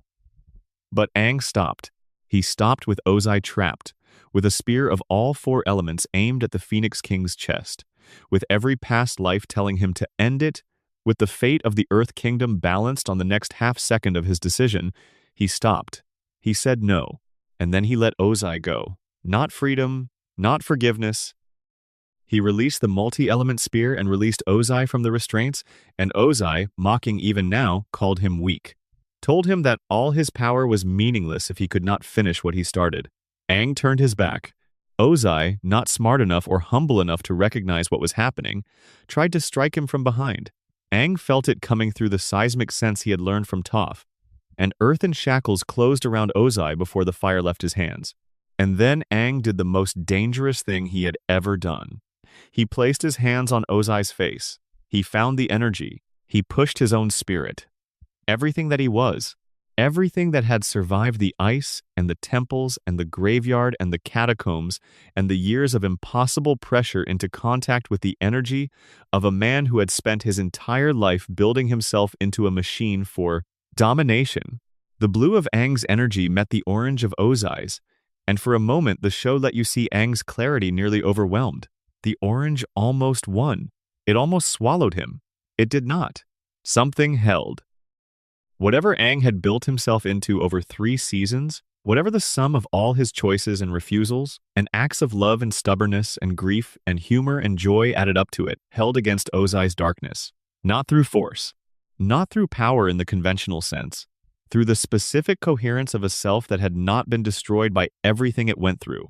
The Phoenix King's firebending was gone. A column of blue light went up from Wulong Forest into the sky, mirroring the light that had come from the iceberg 100 years earlier when Katara first cracked it open. The war was over. Part 11. The aftermath nobody talks about. Aang won. This needs to be said plainly before anything else. He won. Ozai was stripped of his bending and imprisoned. Ba Sing Se was liberated by Iroh and the Order of the White Lotus in the same hour. The Fire Nation's airship fleet was destroyed by Sokka, Toph, and Suki in one of the series' most thrilling action sequences. Zuko became Fire Lord and immediately declared the war over. The world began, slowly and painfully, to do the thing that worlds do after century-long conflicts. It tried to figure out what peace actually meant when you had never experienced it. Aang sat on a balcony in Ba Sing Se. The sun was setting. Katara was there. They kissed. The camera pulled back. The show released you. But let us stay a moment longer, because the aftermath is its own kind of story, and it is not a fully comfortable one. Aang was biologically 12. He had been in the ice for 100 years, which means he was chronologically 112, but his body had not aged. He was physically, developmentally, emotionally a 12-year-old boy. He had just spent roughly 1 year as the protagonist of a war. He had experienced the equivalent of multiple lifetimes of loss compressed into 12 months of waking consciousness. He had died and been brought back. He had used a power that could have permanently corrupted him and managed not to be corrupted. He had watched a girl he cared about become the moon. He had watched a boy named Jet die ambiguously in a dark city. He had held the bones of the man who raised him. He had not processed any of it. There was no time to. There was never time to. The years after the 100-Year War, as depicted in the show's follow-up comics and in the background of The Legend of Korra, show an Aang who was busy in ways that suggest he was still not giving himself time to process. The Harmony Restoration Movement. The rebuilding of Ba Sing Se. The political work of managing Zuko's transition to Fire Lord and helping the nations renegotiate their relationships. The formation of the Air Acolytes, non-bender volunteers who would learn and preserve air nomad culture and traditions until airbenders existed again. Aang poured himself into all of it. He also married Katara and had children with her, 3 of them. Bumi, named after the old eccentric king of Omashu who had been one of his oldest friends. Kia, named after Katara's mother, the woman the Southern Water Tribe had lost to the Fire Nation. And Tenzin, the only airbender among them, the only child born into the element that was Aang's inheritance. Tenzin changed things. Aang's job, as the last airbender, was not just to stop the war. It was to carry the air nomad culture through the gap created by the genocide until a future existed that could receive it. Every practice, every philosophy, every meditation form, every Pai Sho strategy, every piece of vegetarian cooking, every nuance of the culture that Gyatso had embodied Aang was the last repository. If he failed to transmit it, it would be gone. The last remnants of what his people were would dissolve into the general culture of the nations, and the specific, distinctive, irreplaceable way the air nomads had understood the world would vanish. So he poured himself into Tenzin. He traveled with Tenzin constantly. He taught Tenzin everything he knew. He gave Tenzin more of his time and attention than he gave Bumi and Kia, who were not airbenders and who therefore could not receive the inheritance that needed to be received. Bumi and Kia felt this. They said so, in The Legend of Korra, as adults. They talked about their father with love, and with a specific kind of complicated hurt. The hurt of children who understood that their father had a responsibility larger than parenting, but who still felt the absence. Aang did not do this out of selfishness. He did it out of the same logic that had governed every decision the show ever showed him making. The world needs something, and he is the one who has it, and he will give it regardless of what it costs him personally. He gave the air nomad culture to Tenzin the same way Gyatso had given him love, with everything available, holding nothing back. And in doing so, he replicated, perhaps without meaning to, the dynamic that had shaped him. A child with an enormous responsibility and not quite enough room to just be a child. He died at 66. This is significantly shorter than most avatars. The show hints, and The Legend of Korra makes more explicit, that the 100 years in the avatar state had consequences for his life energy. Keeping a human body alive in stasis for a century, even with the avatar state's power, burned through something that could not be replaced. He was chronologically 112 when the war ended, biologically 12, but energetically, in terms of whatever the show's cosmology uses to measure a life's remaining force, he had spent 100 years worth of that force keeping himself from dying in the ice. He got 66 biological years. He got come with the world rebuilt. He got to see Tenzin grow up.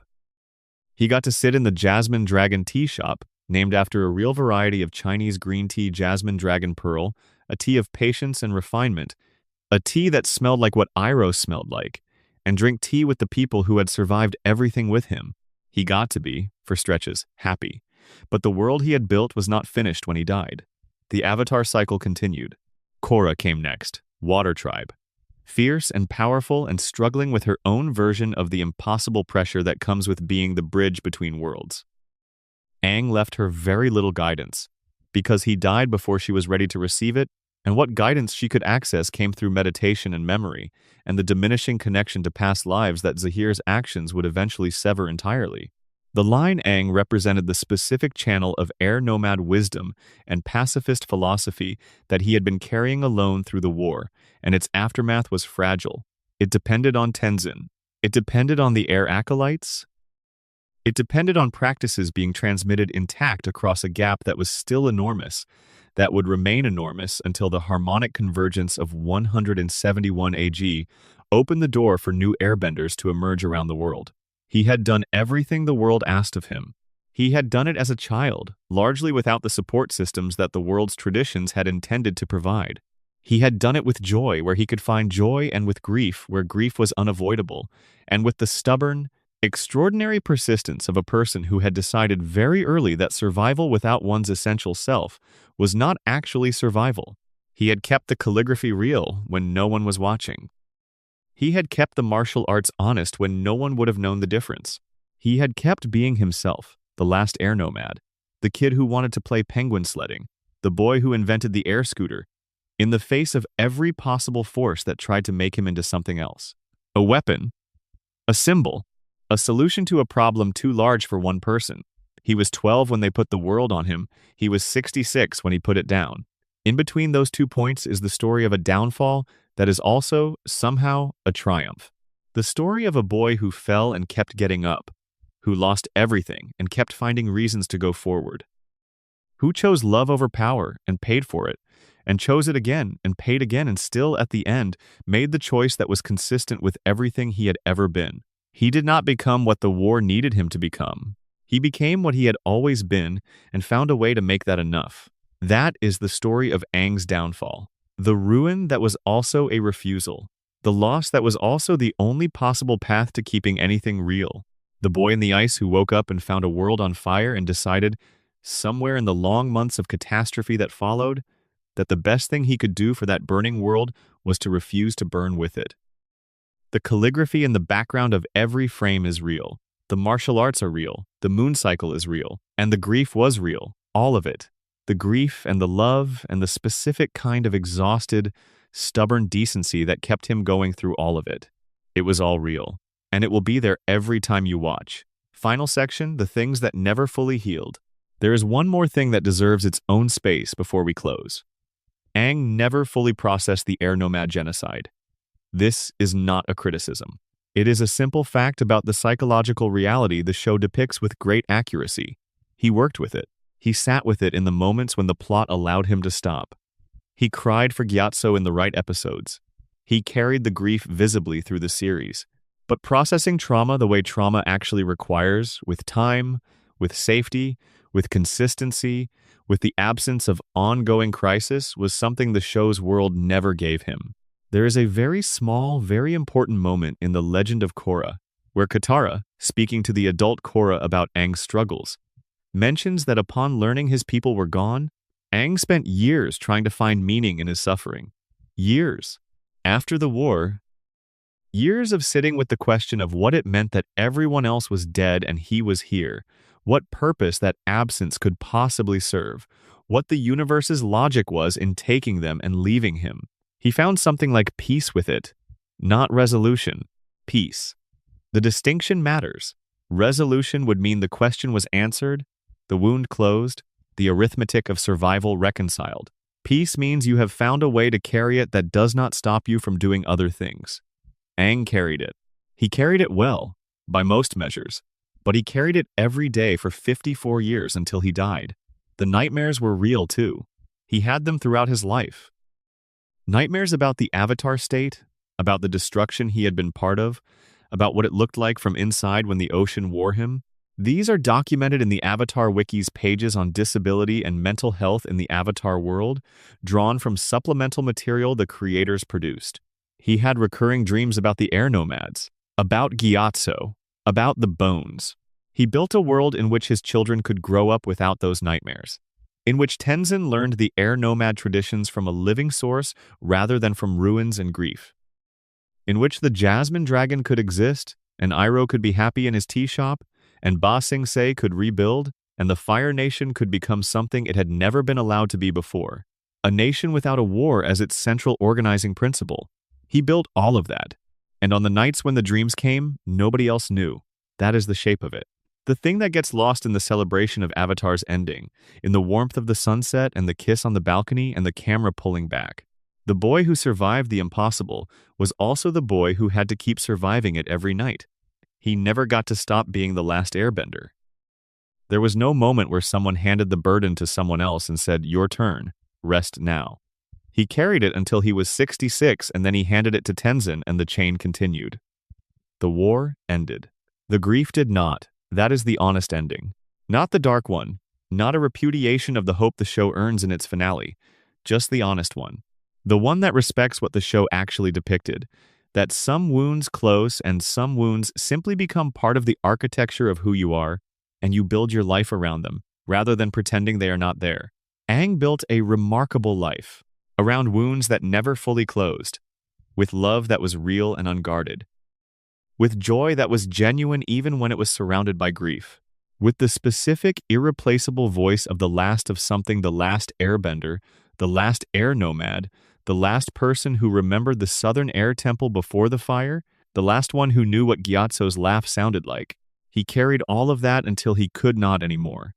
And then he let it go. The way air lets go of everything it touches, without possessing, without clinging. The way his whole people had always believed that life was meant to be held openly, without clenching, with the understanding that the things you love best are not diminished by your willingness to release them. He was the last airbender.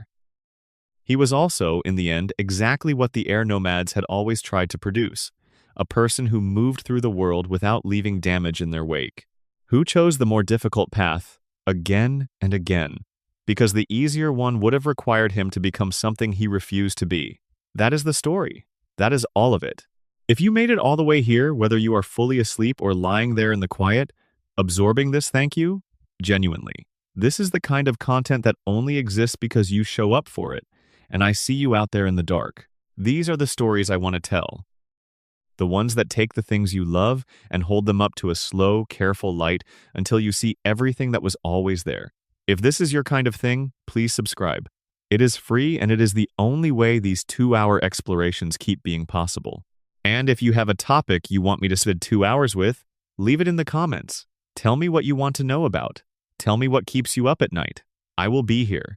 Script written for Baldhead Lore Avatar Lore, ASMR style. Part 12. The Grammar of Loss. One of the quieter things the show does, across all 3 seasons, is track how Aang's relationship with grief changes over time. Not resolves, that would be too clean. Changes. The way grief actually changes. Not moving away from you, but shifting in weight and texture, becoming less sharp and more constant, integrating into the structure of who you are rather than existing as a separate emergency. In Book 1, the grief is acute and fresh. He found Gyatso's bones 12 episodes in. Before that, there is a kind of managed not knowing, a protective distance from the full reality that lets him function. He knows the air nomads are gone in the abstract. He does not yet know it in the specific, physical way you know things when you have seen the evidence with your own eyes. His grief in the first dozen episodes has a slightly unreal quality, the way grief does when you are still half convinced that someone is going to contradict the terrible news. Then the Southern Air Temple. After that, the grief becomes real in his body. He carries it visibly. It surfaces in his nightmares, which the show indicates through brief mentions rather than extended depiction. A 12-year-old waking up sweating in a cave somewhere, not wanting to talk about what the dream was. It surfaces in his relationship with airbending itself, which is the one thing he has that is fully his people's, the practice that exists in his body as a living inheritance from a civilization that no longer exists anywhere else. There are moments when he bends, and you can see that the bending means two things simultaneously: combat utility and memorial. He moves the way his people moved.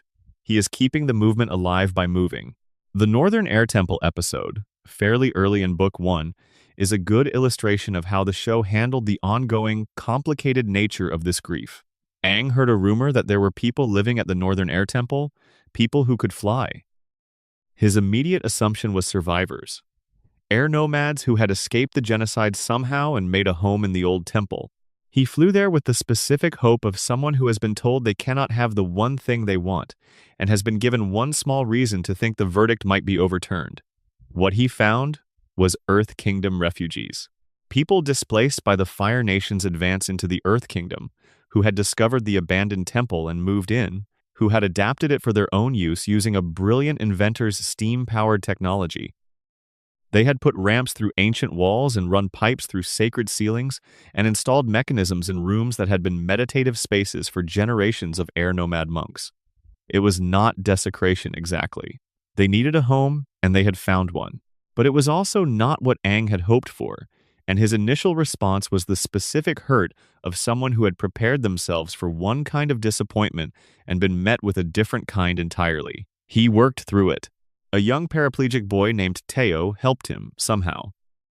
Teo moved through that temple on a glider of his own invention, adapting to the loss of his legs the way his father had adapted a refugee's need for shelter into a technological solution, with ingenuity and without self-pity. Something about Teo's relationship with limitation and invention resonated with where Aang was standing emotionally. He opened the one room of the temple that had been left untouched, a sanctuary his people had sealed, and shared it with the people living there, and found a way to accept that the temple's meaning could evolve, that sacred places were not sacred only when preserved exactly as they were. This is air nomad philosophy in practice, the acceptance of impermanence as a condition of existence rather than a tragedy to be resolved. The temples were built by hands. They would be inhabited by other hands. The philosophy that built them was in Aang's body, not in their walls. He could carry it forward. The walls were less important than the carrying. But working through something intellectually and feeling the full weight of it are different experiences, and Aang had not yet felt the full weight of his grief at this point in the series. He was 12. He was moving too fast, responding to too many emergencies, running toward too many things to stop and let the enormity in. The grief was damned behind the necessity of constant forward motion, and it would stay damned until the series found specific moments to crack it open. The Storm episode, which we have already touched on, is the most direct engagement with it in Book 1. But the grief in that episode is also, notably, the grief of shame alongside the grief of loss. A fisherman at a harbor recognizes Aang and calls him the avatar who turned his back on the world. He is not entirely wrong. He is not entirely right. He is speaking from a position of someone who has lived through everything that Aang's absence helped make possible, and his anger is real even if his full understanding is incomplete. Aang does not defend himself. He runs. He ends up in a cave in a storm and tells Katara the real story.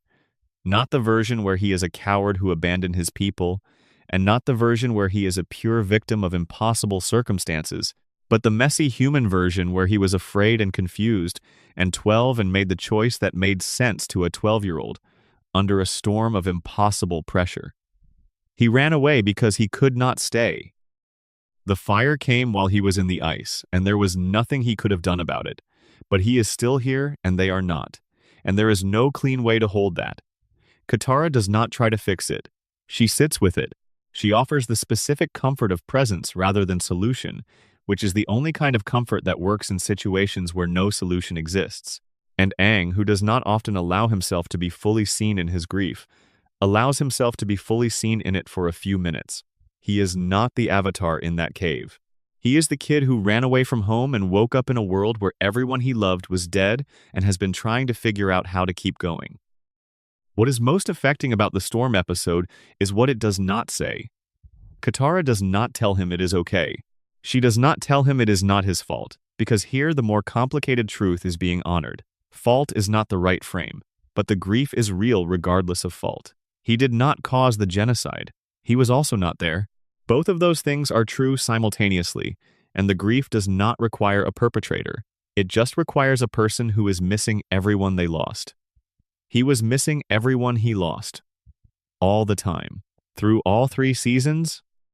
When Katara held him at the end of the finale on the balcony of the Jasmine Dragon, when the camera pulled back and the sunset went gold and warm, Aang was missing Gyatso. He was also happy. Both things were completely real simultaneously.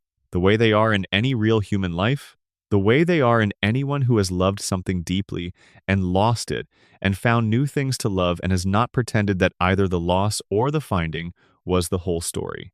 That is what the show understood about grief, that most storytelling gets wrong. It does not end. It does not get resolved. It becomes part of you, and you become the person who carries it, and carrying it well is its own kind of achievement. Aang carried it well. Not perfectly. Well. Part 13. The question of control. The Avatar state is simultaneously the most powerful thing about Aang and the most terrifying aspect of his existence. Understanding why requires understanding both what it is and what his relationship to it was across the full arc of 3 seasons. In its base form, the Avatar state arrives without warning. It responds to extreme emotional states: terror, overwhelming grief, protective rage. When Aang found Gyatso's bones, the Avatar state activated. When the ocean spirit merged with him at the North Pole, the Avatar state was already engaged. When General Fong deliberately tormented Aang in the opening episodes of Book 2 to see if the state could be triggered on demand as a weapon, the Avatar state arrived. But it arrived without Aang inside it in the way that matters. Without his conscious self guiding it. Without the accumulated wisdom of his past lives integrated into his present awareness. Just raw, overwhelming power expressed through a 12-year-old body. This is not a weapon. This is a force of nature with a child's face. General Fong's experiment was one of the earliest examples of an adult in authority deciding that the Avatar's power was a resource to be deployed strategically without adequate consideration of what it meant for the person it was being deployed through. He had Katara buried alive in simulated Earth to trigger Aang's grief response and force the Avatar state open. The Avatar state came. It destroyed his fortress. It threatened everyone present. And when it deactivated, Aang was left standing in rubble, horrified by what had happened through him, more afraid of his own power than he had been before the experiment. This is the foundational paradox of the Avatar state. The more emotionally extreme the situation that triggers it, the less control the Avatar has once it arrives. The states triggered by the deepest trauma are the most powerful and the least guided. The Avatar state that merged with the ocean spirit and destroyed Zhao's fleet was beyond anything Aang could have done consciously.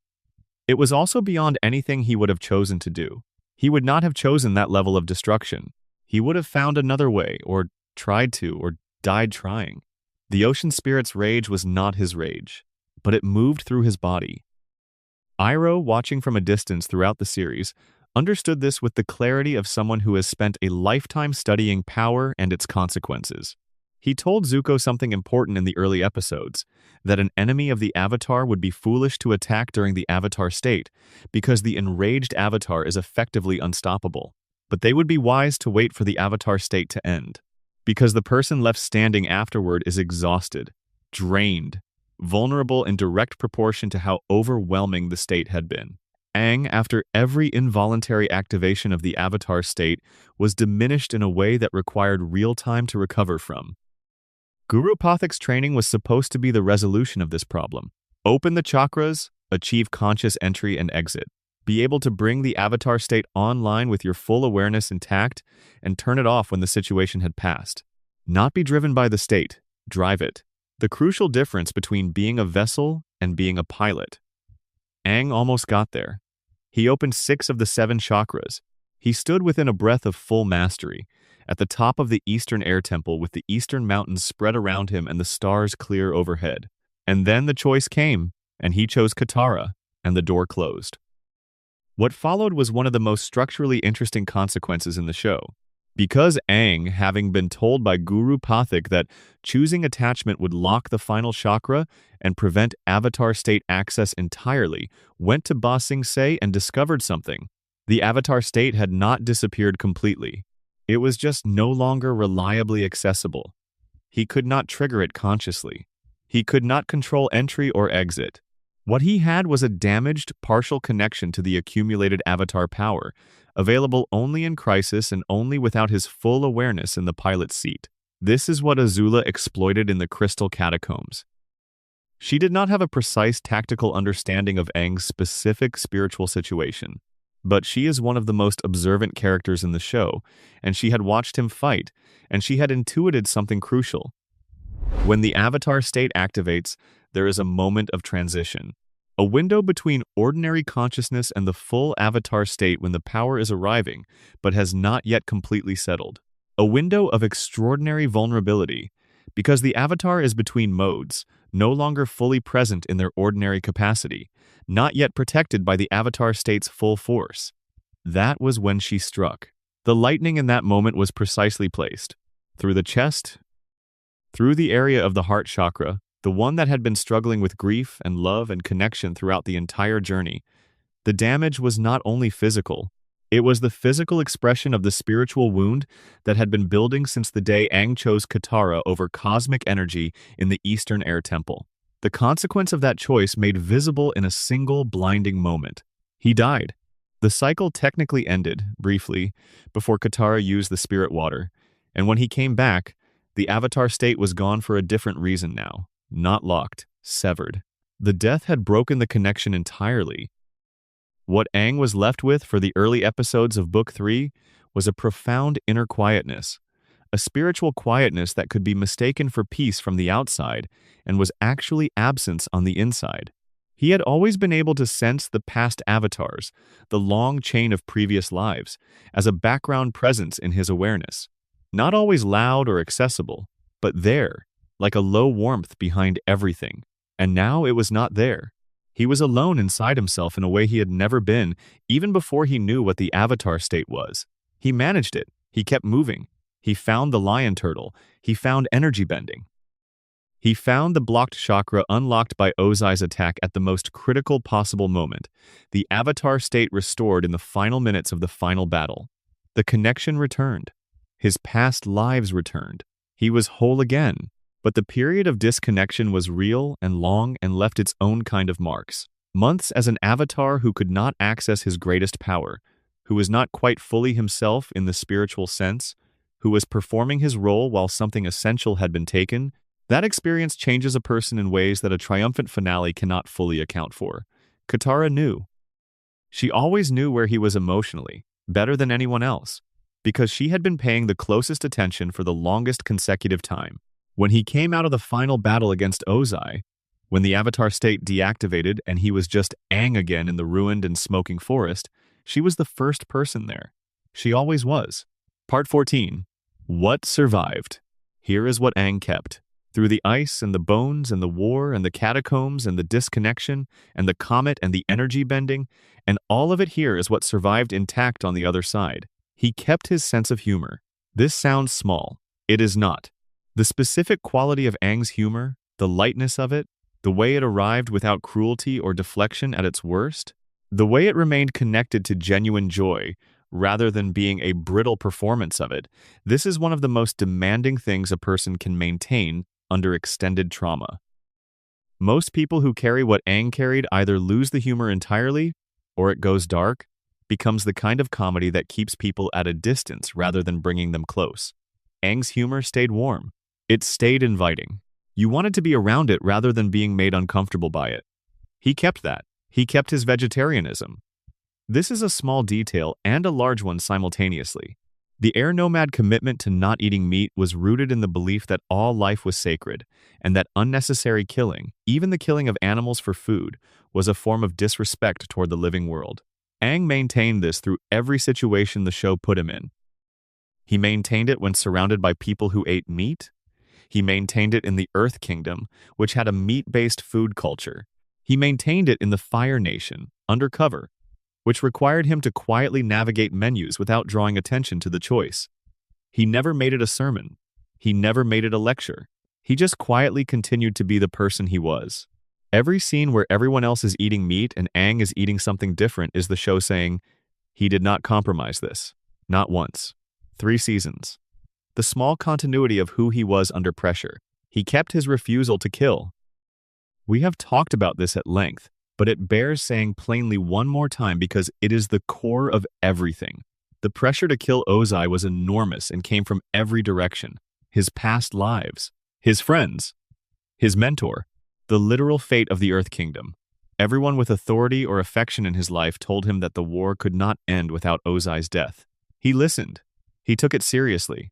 He was genuinely wrestling with it on that beach at Ember Island in the dark, genuinely afraid that they might be right, genuinely unsure whether his refusal was wisdom or avoidance. And then he found the third option, and the third option held, and he used it. He did not kill anyone in the course of saving the world. This is extraordinary. It would have been easy. It would have been almost inevitable for any other kind of story for the finale to require Aang's final moral surrender, for the air nomad pacifism to be revealed as ultimately insufficient against the scale of the threat. The show did not do that. It trusted Aang's values enough to find a way to make them work. It trusted the character enough to believe that the question, what would an air nomad do, was a valid and productive question even in the worst situation the world had ever faced. He kept Appa all the way through. The Sky Bison was the last Sky Bison in the world, and Aang did not lose him.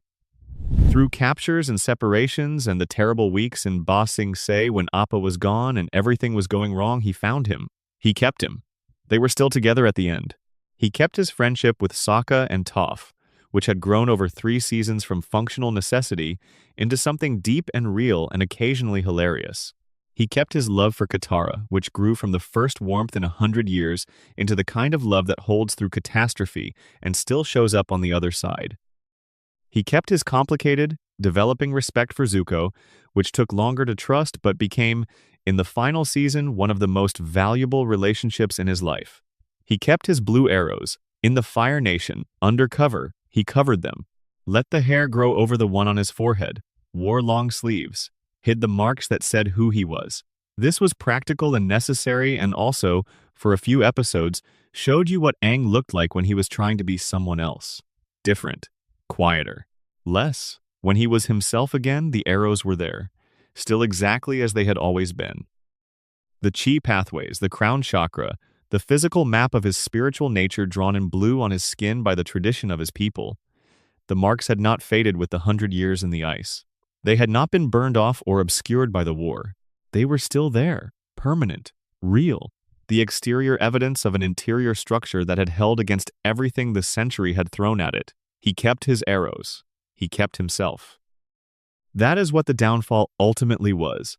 Not a destruction, but a sustained assault on the coherence of a person, an extended attempt by impossible circumstances to unmake someone into something more convenient, something more willing to compromise the essential thing in favor of the expedient thing. And the miracle, the actual narrative miracle at the center of this show, is that the attempt failed. Not because Aang was invulnerable. He was not. He broke in real ways, multiple times, in ways we have traced carefully through this entire script. He died. He lost his power. He lost his people. He lost Gyatso. He lost months of his life to the Fire Nation's undercover necessity. But the essential thing held. The thing underneath everything else, the irreducible core, the whatever it was that made Aang Aang rather than just the avatar it held. And at the end of the war, when everything was supposed to have been lost or compromised or sacrificed on the altar of necessity, he came out the other side still being himself. That is the story. That is all of it. If you have made it this far, whether you are fully asleep, lying in the warm dark absorbing this, or somewhere in between, thank you. These 2 hours are possible because you showed up for them. Because you cared enough about a 12-year-old boy in an iceberg to spend a night with the full weight of his story. That means something. If this is your kind of content, please subscribe. It is free, it takes 3 seconds, and it is the only thing that keeps videos like this one happening. Every subscribe is one more reason to spend 40 hours researching and writing the next one. And leave a comment telling me what you want next. What corner of this universe do you want to spend 2 hours inside? What story do you think deserves this kind of attention? I will be here. With the light on, waiting